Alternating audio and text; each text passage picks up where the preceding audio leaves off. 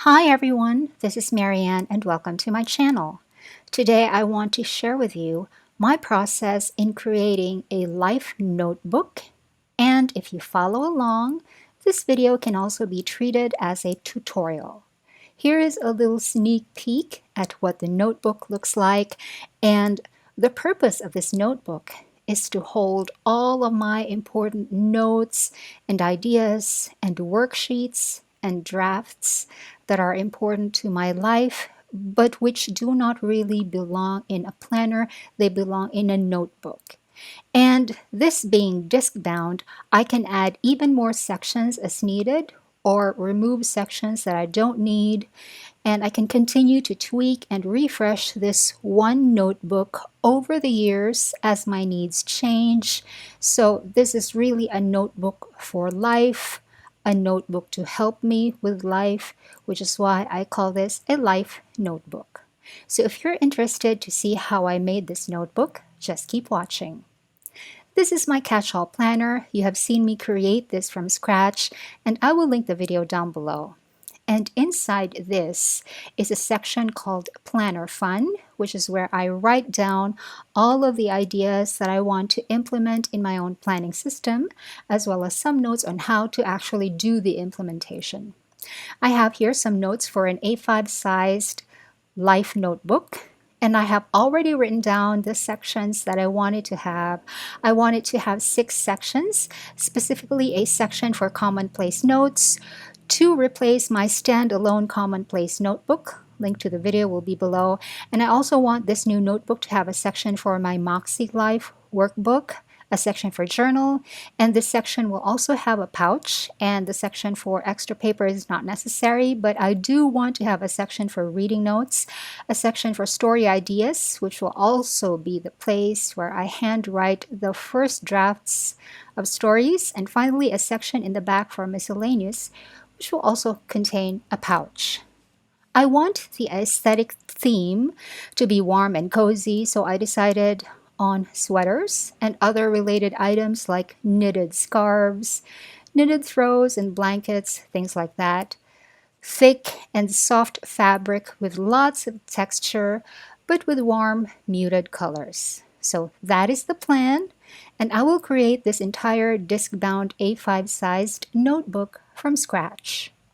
I used 2 different kinds of photo paper for this project. One is the 180 GSM glossy photo paper, which is thinner than my usual because I will be folding the divider tabs under the same way I made the dividers for my planning system. This here is my catch-all planner. But because the dividers in this catch-all are not photographs, these are just solid blocks of color, I only needed to print these on good paper, so folding the tabs under was not difficult at all. And you will see that in the video that is linked down below. But since I want to print the dividers of the new notebook on photo paper, this time I will try this 180 GSM photo paper, but for the external covers I will use my usual photo paper, which is this 200 GSM one. I don't really know if it will make a big difference, but let's see. This 200 GSM photo paper cost me 36 Philippine pesos for a pack of 10 sheets. The 180 GSM photo paper cost 33 pesos for a pack of 10. Both are in A4 size. And here are the photos that I have chosen to use for this new notebook, all printed out. I even included a reminder to myself that this particular photo needs to be printed on the 200 GSM photo paper. And on the top, I printed the size of the actual printout, which is 16.8 centimeters by 21.5 centimeters. These are for the external covers, and I have already resized the photo to be exact on the page. I have a tutorial on my channel about how to lay out your own planner dividers using pages, and I will link it down below. In that tutorial, I also showed how to place a photo as a divider instead of using solid blocks of color, also using pages. And by the way, all of the photos that I will be using to make this notebook are from Unsplash, which I will link down below. And I really like this sweater that I chose for the cover. I love the teal and the brown and the cream and the black together. And I like that the texture and softness of the knitted material is very visible in the photo. I will not have achieved the same effect if I printed this on paper, no matter how good the paper is. If it's a photo, we will always get the best results if we print that on photo paper. And here is the first divider and the photo that I have chosen for it.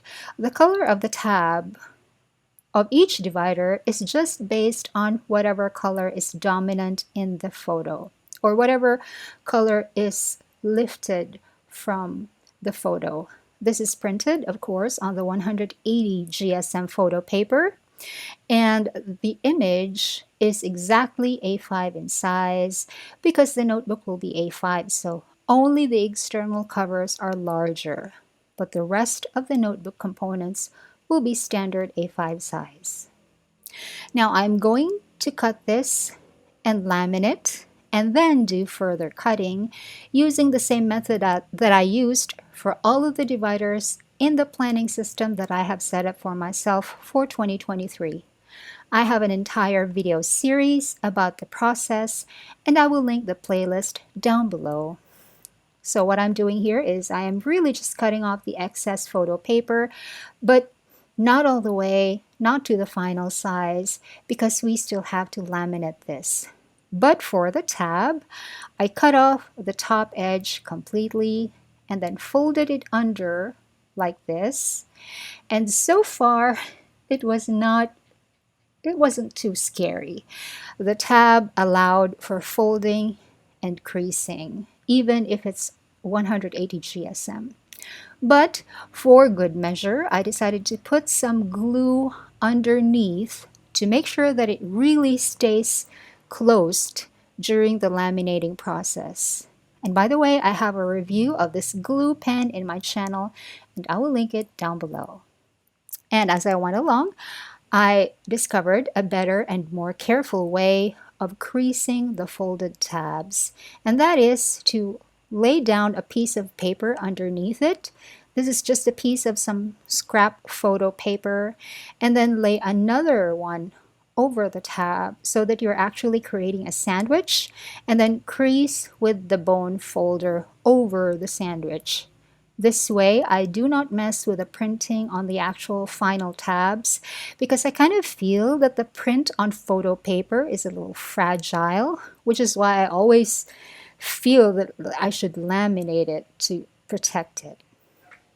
And then after the glue has been laid on the tab of the final divider, here are all of the dividers that I have prepared for laminating. The 6 sections each have a different photo with a different dominant color, but each of the photos still match together more or less because they're all knitted sweaters and scarves and blankets in muted colors. Then the next step is lamination, and I did not have to have extra space in the lamination pouch for the sealed edge because I plan to cut off the edges completely, and I will show you that later. The lamination of all the dividers went very smoothly. The folded tabs did not create any problems at all. They didn't even interfere with the sealing on the edges. There was no air bubbles trapped underneath the pouches on the part where the tabs are folded under. Everything came out flat and sealed. So I was so happy about that. Although, because I am extra, I fed them all through the machine a second time just to make sure that the adhesion and the sealing is super perfect. Now it is time to cut down the dividers into their final size. And to do that, I just used a pair of scissors and then cut off the excess edge completely all over. And then after the final cutting, I fed it through the machine one last time, and it looks just wonderful. And I did the same process to all 6 of the dividers. And here they are, all of the dividers with a wonderful color coordinated tabs. Next, we move to the external covers, which here I have already cut down to the final size using my scissors. I always make external covers thicker by placing a sheet of white cardstock underneath. Here I have some 230 GSM ones, and I just use a little bit of the glue stick to make it stay together in place. Not a lot of glue, just enough so that the two layers will not move around during lamination. And then I cut the excess cardstock off and then proceed with the lamination. But this time I made sure that there is enough extra lamination around all of the four sides because I will leave the sealed edges on with the external covers. Now I always remove or cut off the laminated edges completely from the side where the discs should go, and I leave the excess on the other three sides. And my brain fog was kind of strong today, so I had to place labels on the covers to remind me which will go in the front and which will go in the back. Because for the front cover, I need to cut off completely only the edge on the left side. And for the back cover, I need to cut off completely only the edge on the right side. All of the other sides will have an excess lamination of 5 millimeters. And then when the final cutting is done, I just fed them all, well, both, I fed them both through the machine again a few times because the seal wasn't so tight because this is very thick. Remember, it's 200 GSM photo paper plus the 230 GSM cardstock. It's very thick, but I wanted to make it as tight a seal as possible. So there will always be a line of air inside, but as long as the lamination is super clear and it's as tight as I can get it to be, that's okay. At this point, I realized that maybe I made the external covers too wide because when I stacked them together with the dividers, they extended out too far, in my opinion. I do prefer that the covers not stick out too far because if they are just the right width, like here in my catch-all planner, it looks very nice. See, the covers do not stick out too far beyond the foredge of the dividers, and I wanted to have the same effect for the Life Notebook. So I cut off a total of 5 millimeters from the external covers, making them only 16.3 centimeters wide, no longer my original intention of 16.8. And that looked so much better. Now the next step is to punch the holes for the disc bound, and I'm going to do it the way I always punch holes in laminated sheets. I use a paper template that is the same height as the notebook and hole punch that using the Happy Planner punch, and then I clip the paper template to the laminated dividers and punch out the holes using a single hole punch and a pair of scissors. Now the only reason I'm doing it this way is because my Happy Planner punch cannot punch plastic or lamination. It jams so badly and I do not want to wreck my hole punch. But if you have a better hole punch like the arc punch, you don't need to do it this way. You can just go ahead and use your arc punch to punch the holes in laminated sheets in a single stroke. If you don't have a hole punch yet and are looking for suggestions on what hole punch to buy, I highly recommend the arc punch. There are a lot of great reviews of it on YouTube. I suggest you go check them out. And that is how I hole punched all of the dividers, all 6 of them. And to hole punch the external covers, it's the same process, but just a different placement of the paper template because the covers are supposed to be bigger than the inside of the notebook. So I just centered the paper template as best as I can. As you can see here, clipped the template to the covers and made the holes the same way. And finally, here is everything all hole punched, and it is time to put them on the discs. I decided to use some of my 28 millimeter metal discs, specifically the black ones. These 28 millimeter black metal discs are the ones that I took away from my daily planner before I set it up for my 2023 use. So I'm going to use the same discs here now. I'm using black because I think they would be the perfect color match for the cover photo that I used. And then I noticed that there was one hole without the notch, and I just went in with my scissors and created the missing notch. Okay, now it is time to populate the notebook with inserts. For this section called Moxie Plus Life, I am going to put in my printout of the Moxie Life Plan to Thrive workbook. I have a video showing my process and sharing my opinions about the system while I filled in these sheets. And in that video, I also showed how to print the sheets on A5 sized paper. And this is the reason why I wanted to print the sheets in A5 size. It's because I wanted to place them inside an A5 notebook because that would be more portable for me to bring. These are goal setting sheets, and it is not enough that we set the goals at the beginning of the year. Goals should also be assessed regularly.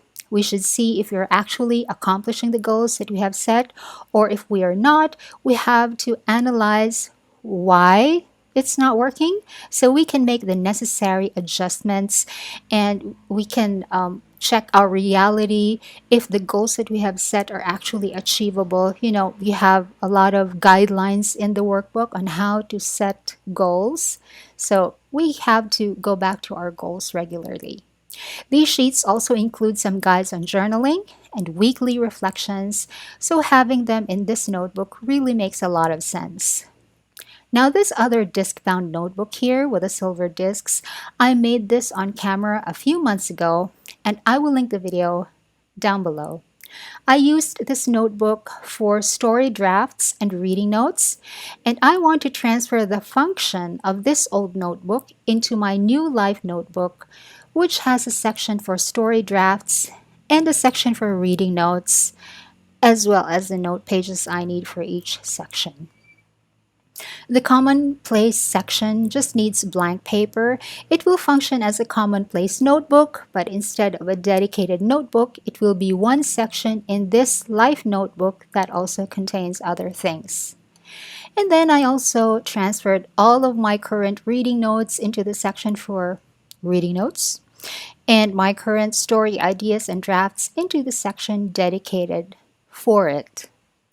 And this is really the reason why I wanted A5 for this notebook instead of my favorite paper size, which is the A5 Slim. And I use the A5 Slim for my daily planner and my catch-all, but I'm using A5 for this life notebook. And the reason is so that I can use any pre-made note paper that is already cut to A5. It will save me a lot of time and energy, especially if in these sections I don't need to use a fountain pen, just a pencil or any other pen. I can just take any A5 size paper and slap them in. And now, as I'm transferring the pages, I came across these old sticky notes that I used when I was organizing all of the sections in my planner when I made a transformer planner. I will link that video down below, but I don't really need these, so I'm going to keep them in the old notebook for now. At this point, I have already placed a lot of inserts in the notebook, but the 28 millimeter discs are not yet completely full, which is good because I still plan to put in even more inserts. I have here a few pages that I have prepared for use in the journal section. This is just the 115 GSM Bavania Splendor gel paper that I have printed lines on. These are 5 millimeter rule. And there is also a vertical line running down the page, as you can see here, and that is intentional because that line is at the 95 millimeter mark of the page. If I score that line using my scoring blade on my paper trimmer and then fold it, that will make this sheet exactly 95 millimeters wide, and I can then pop in the page into my catch-all, which also has a section for journal, and the page will fit even if it's actually standard A5. And in this journal section here in my catch-all, I also have, and actually still have, these 36 GSM mica onion skin sheets that I have been trying to do a field test on if they pop out of the discs. And I have been vacillating on my opinion because they do not pop out, but only because I haven't really subjected them to the proper usage. So maybe now in this new Life notebook, I can properly do the field test of the onion skin paper on discs and give a fairly reasonable opinion. Here are a few more of those lined paper with a vertical line.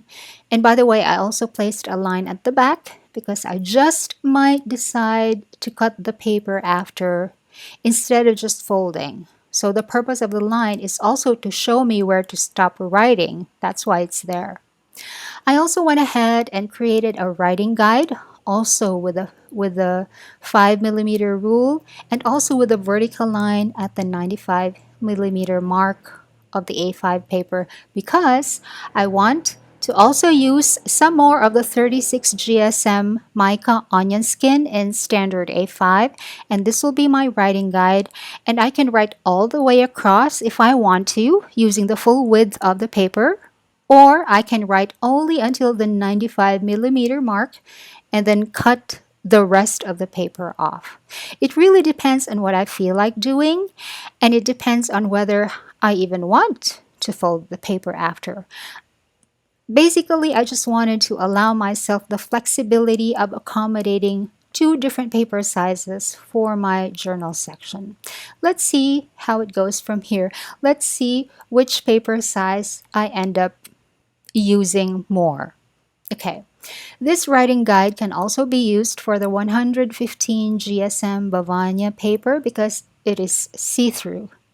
And this is so that I will not have to print the rules on the Bavania paper because printing rules on each page is so time consuming. It's very time consuming because my printer is very slow. It's just a basic home printer. It is not made for industrial printing. The writing guide will allow me to use blank pages without my handwriting going all over the place because I cannot write straight. Everything will still be aligned because of the writing guide. And of course, I made extra effort to cut different papers for the journal section and not use just any random A5 paper because I want the papers here to be fountain pen friendly. And then I just threw in a few more blank sheets of the 115 GSM Bavania. I don't need to print lines on those. I will just use the writing guide instead. I also made this little laminated card that has my name and phone number just in case I misplace this notebook. I hope I never do, but in case I do, I hope the person who finds this notebook can give me a call so I can get it back. And the final element that will go into the notebook is, of course, some storage for loose paper or ephemera. I need to make two side-loading pouches for two of the sections. And here I have two blank sheets of paper which are already hole punched using the Happy Planner punch. These papers will be the base for the pouch. I will also be using some tracing paper. Here I have a pack of 75 GSM tracing paper, and the method I'll be using to make these pouches will be the same method that I used when making these side-loading pouches for my cash envelope system. I have a video about how I made these, and I will link it down below. But the finished pouch should also be 210 millimeters in height, just like everything else in my planning system. So I have to make way for some of the lamination that will have to be left on at the top and at the bottom. So for the base layer, I cut off 5 millimeters at the top and 5 millimeters at the bottom, making the sheet only 200 millimeters tall, but still 148 millimeters wide. We did not cut off anything at the sides. As for the tracing paper, they have to be 200 millimeters tall as well, but only 130 millimeters wide because the tracing paper should not cover the part where the holes are. To keep the two layers of paper in place while laminating, I just placed a tiny dot of glue on two of the corners and laminated the pouches. When I cut them down to the final size, I completely removed the laminated edge on the left and the right sides, but left 5 millimeters of lamination at the top and at the bottom. And now finally, we have two side-loading pouches which are semi-transparent, so I can see if there's something inside or if it's empty. And that's why I used tracing paper. And then I do the hole punching, but because the paper I used is already hole punched, there is no need to use the paper template that I used earlier. Now this is actually a more time efficient way of hole punching laminated things. You can hole punch the paper first using your disc bound hole punch before laminating, like I'm doing here. And the pouches are finally finished. As I have planned, I am placing one in the section for journal, and in here I'm going to place temporarily some ephemera before pasting them onto my journal pages. And the other pouch will go in the back in the section for miscellaneous.